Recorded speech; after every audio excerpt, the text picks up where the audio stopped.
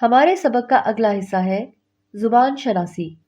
سوال نمبر 8، دیے گئے جملوں میں ختمہ، سکتہ، استفہامیہ، واوین اور کوسین استعمال کیجیے اور جملے از سر نو لکھیے۔ الف، آپ نے گلاس کیوں توڑا؟ اس جملے کے آخر میں استفہامیہ علامت لگے گی۔ ب، گوبھی، ٹماٹر، آلو اور بھنڈی مجھے پسند ہیں۔ اس جملے میں الفاظ کے درمیان میں سکتہ اور آخر میں ختمے کی علامت لگے گی۔ جیم، مظفر آباد جو میرا شہر بھی ہے مجھے بے حد پسند ہے۔ اس جملے میں کوسین کی علامت لگے گی۔ دال، استاد صاحب نے فرمایا بچوں وقت کی پابندی کرو۔ اس جملے میں واوین کی علامت لگے گی اور جملے کے آخر میں ختمہ آئے گا اور جملہ کچھ یوں بنے گا۔ ہے، ہم نے ظہر، عصر، مغرب، عشاء اور فجر کی نمازیں مسجد میں پڑھی۔ اس جملے میں سکتہ کی علامت لگے گی اور جملے کے آخر میں ختمہ کی علامت آئے گی۔ سوال نمبر 9، درج ذیل الفاظ کے معنی لغت میں سے دیکھنے کے بعد اس طرح جملوں میں استعمال کریں کہ ان کے معنی واضح ہو جائے۔ جلا، جلا، میل، میل، بیل، بیل، کل، کل، جگ اور جگ۔ پیارے بچوں، جدول کے پہلے خانے میں دو الفاظ ہیں، جلا اور جلا۔ جلا کا مطلب ہوتا ہے چمکانا۔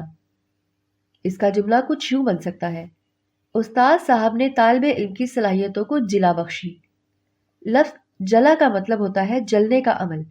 اس کا جملہ کچھ یوں ہو سکتا ہے، میں نے لکڑی کا جلا ہوا ٹکڑا دیکھا۔ جدول کے اگلے خانے میں دو الفاظ ہیں، میل اور میل۔ میل کا مطلب گندگی ہوتا ہے، جیسے ہمیں اپنے جسم کی میل کچیل صاف کرنی چاہیے۔ میل فاصلے کی اکائی کو کہتے ہیں، جیسے مظفر آباد یہاں سے 5 میل کے فاصلے پر ہے۔ جدول کے اگلے خانے میں دو الفاظ دیے گئے ہیں، بیل اور بیل۔ بیل پودے وغیرہ کی ہوتی ہے، جیسے پھولوں کی بیل دروازے پر لٹک رہی تھی۔ بیل جانور ہوتا ہے، جیسے پرانے زمانے میں لوگ بیل کی مدد سے ہل چلاتے تھے۔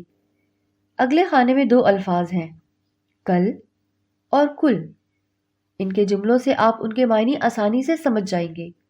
کل، میں نے کل اسے اسکول میں دیکھا۔ کل، میرے پاس کل 50 روپے ہیں۔ جدول کے اگلے خانے میں دو الفاظ دیے گئے ہیں، جگ اور جگ۔ جگ کا مطلب ہے دنیا۔ خدا کرے پورے جگ میں ہمارے وطن کا نام روشن ہو۔ جگ کا مطلب ہوتا ہے ہمیشہ۔ جگ جگ جیے میرا پیارا وطن۔ سوال نمبر 10، جملوں کو فعل حال، فعل ماضی اور فعل مستقبل میں تبدیل کیجیے۔ پیارے بچوں، جدول کے پہلے خانے میں فعل حال کا جملہ دیا ہوا ہے۔ اس کو فعل ماضی میں تبدیل کریں گے تو جملہ کچھ یوں بنے گا، طلبہ اسکول جاتے تھے۔ اس کو فعل مستقبل میں تبدیل کریں گے تو جملہ کچھ یوں بنے گا، طلبہ اسکول جائیں گے۔ عزیز طلبہ، اگلا جملہ فعل ماضی کا دیا ہوا ہے، ہم نے ناشپاتی کھائی تھی۔ فعل حال کا جملہ بنے گا، ہم ناشپاتی کھاتے ہیں۔ فعل مستقبل کا جملہ بنے گا، ہم ناشپاتی کھائیں گے۔ جدول میں اگلا جملہ فعل حال کا دیا ہوا ہے، جملہ ہے بارش ہو رہی ہے۔ اسے فعل ماضی میں تبدیل کریں گے تو جملہ کچھ یوں ہوگا، بارش ہو رہی تھی۔